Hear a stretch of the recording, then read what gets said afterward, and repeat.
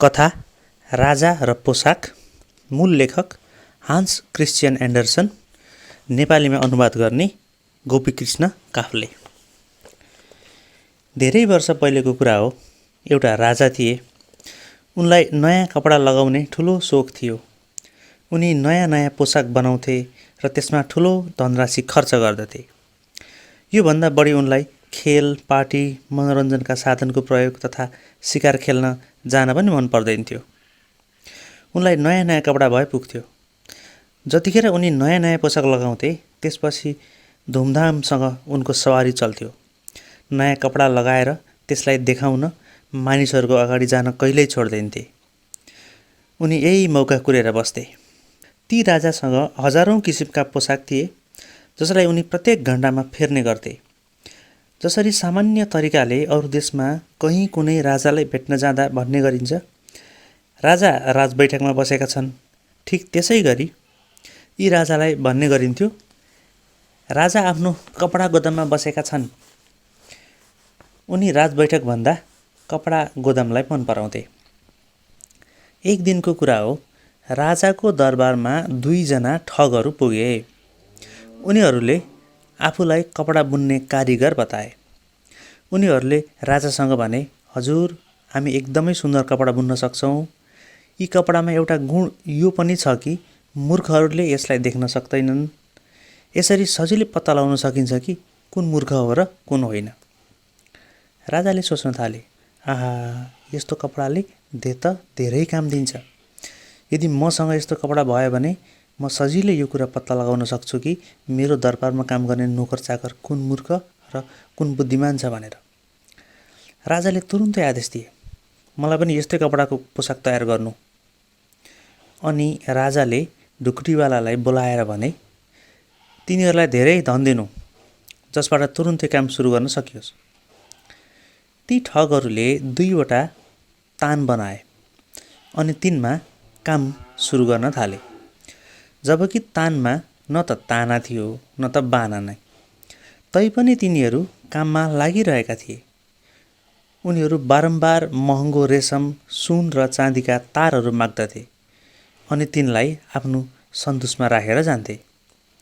उनीहरू रातभर खाली तानामा बसेर झुटो भए पनि केही न केही सटरपटर गरिराख्थे।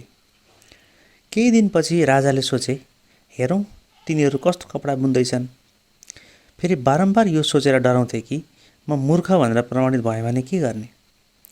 यही सोचेर उनले पहिला अरू कसैलाई हेर्न पठाउने नितो गरे।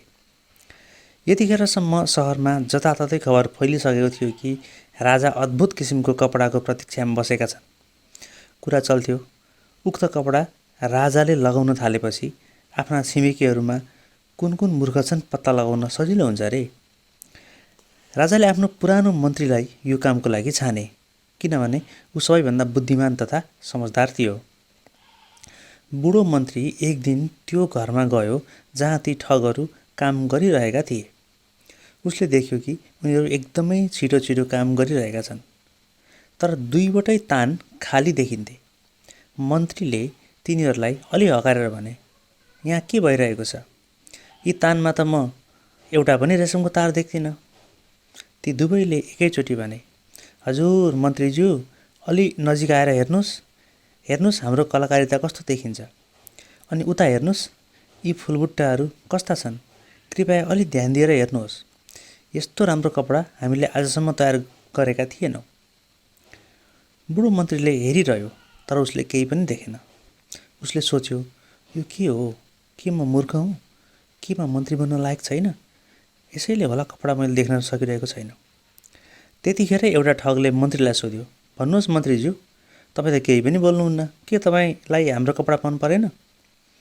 मन्त्रीले आँखामा चस्मा लगायो अनि अझ नजिक गएर हेर्दै भन्यो, आहा, कपडा त तिमीहरूले निकै राम्रो बनाएका छौ।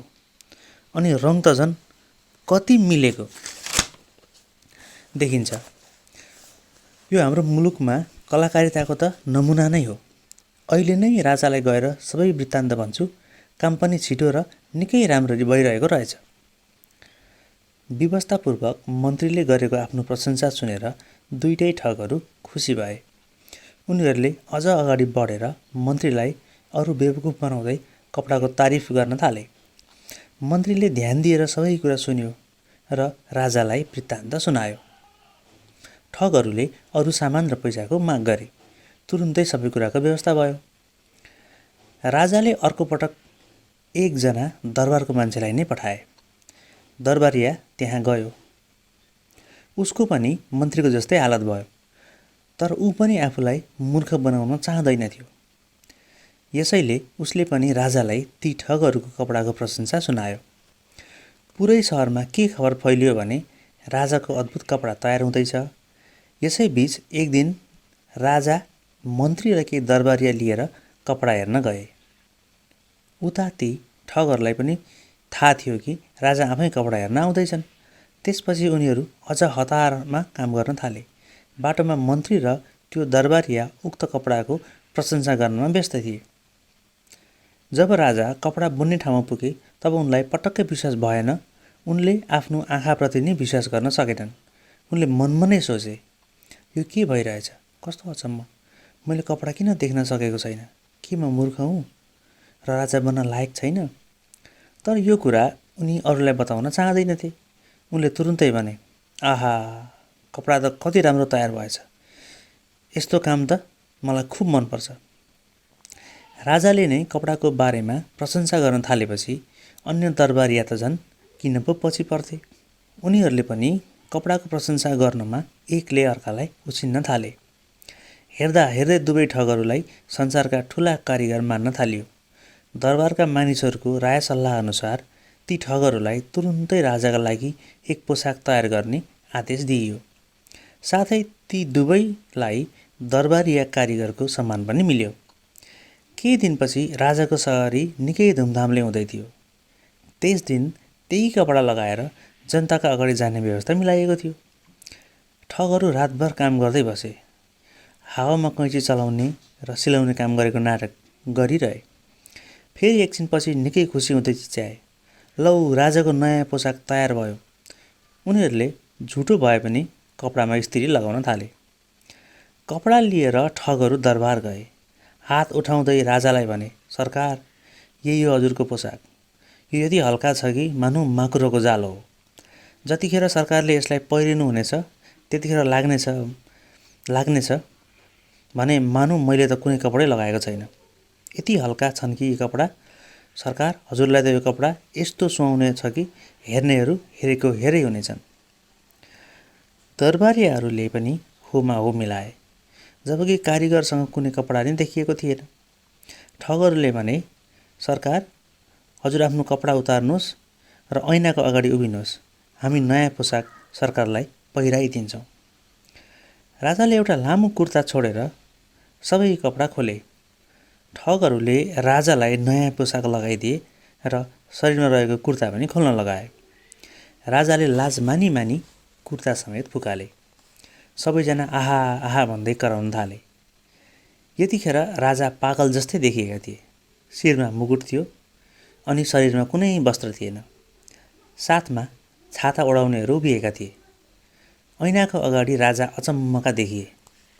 यसरी ठगहरूले सजाएर राजालाई सवारीका लागि तयार पारे। राजाको सवारी निस्कियो।